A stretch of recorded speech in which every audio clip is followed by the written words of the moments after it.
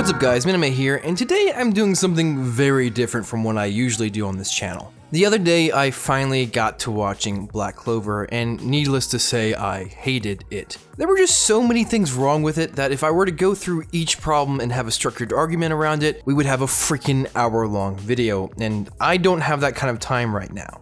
So I asked you guys on Twitter if you would be okay with me making this change, and most of you seemed cool with it. So what's the change?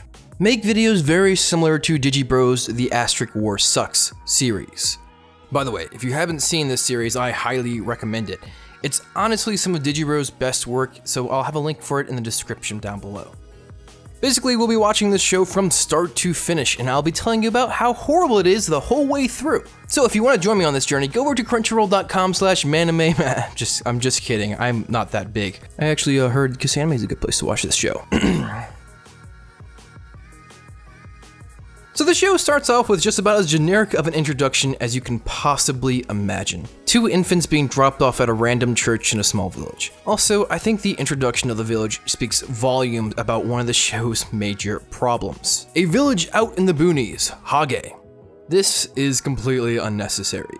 It's pretty obvious from the context clues we have received and that we are going to receive that the village is out in the boonies. But the creators seem to think that this is something that we just can't seem to figure out on our own. So let's just go ahead and make sure they know this very non-relevant fact in the first 10 seconds of the first episode. And as I said earlier, this is going to be a recurring problem of this show, them just not having any respect for their audience.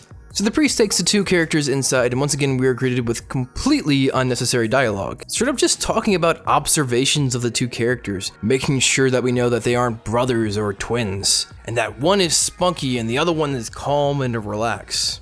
This is gonna be hard to get through. Context clues. Please use them. Have some trust in your audience. This actually almost feels disrespectful. Oh yeah, and apparently one of these infants has enough strength to knock a fully grown man to the ground with a single kick, and said fully grown man doesn't even think twice about it. After this, we finally cut 15 years into the future, and so this is honestly not a joke. Roughly 90% of the lines that this fucking character says will be in this tone.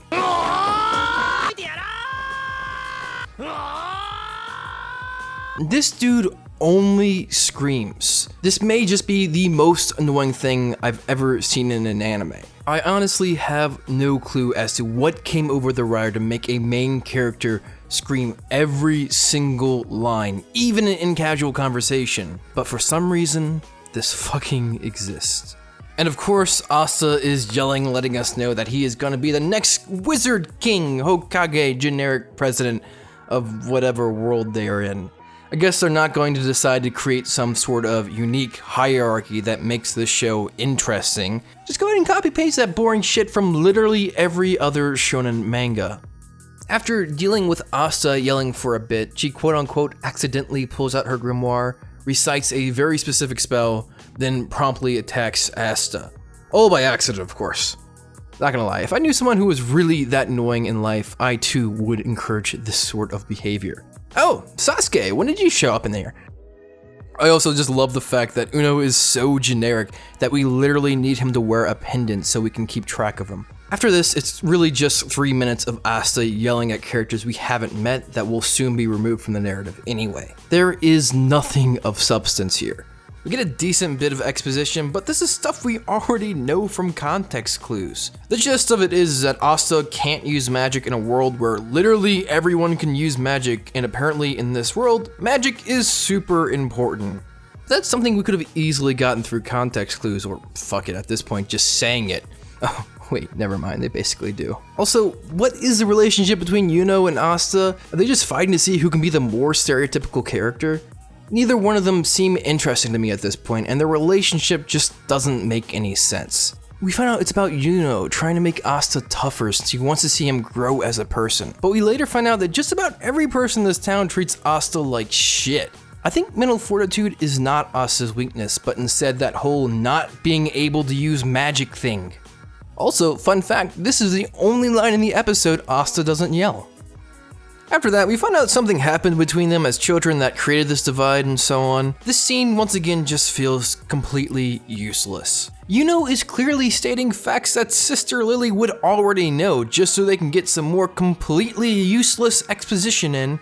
I honestly think this is the worst part of the show.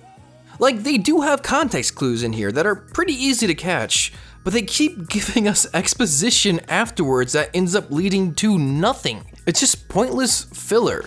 After this, we get a small training scene where we get to see Asta working out. I guess to establish that he's a hard worker or athletic.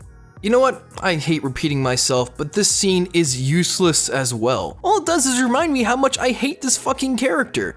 The next scene is when they go to get their grimoires, which allow them to use magic? Wait, they've been using magic this entire time. The fuck is the point of a grimoire? Like, does it enhance your magic? Do you lose your ability to use magic if it's taken away? For as much as this show seems to love exposition, I really feel like they're completely overlooking the importance of these books. Oh yeah, this scene reminds me. So all these characters are supposed to be 15 years old, which, by the way, was physically told to us a mere 8 minutes ago, along with a second time 4 minutes ago, you know, just to make sure you didn't forget. So why the fuck does Yuno look like he's 26? That dude looks older than me. Like, I get that he's supposed to be cool looking or something, but he's still 15. Like, at least give that dude some pimples or something. Obviously, Sasuke here gets a super duper special grimoire, and Asta gets, well, nothing.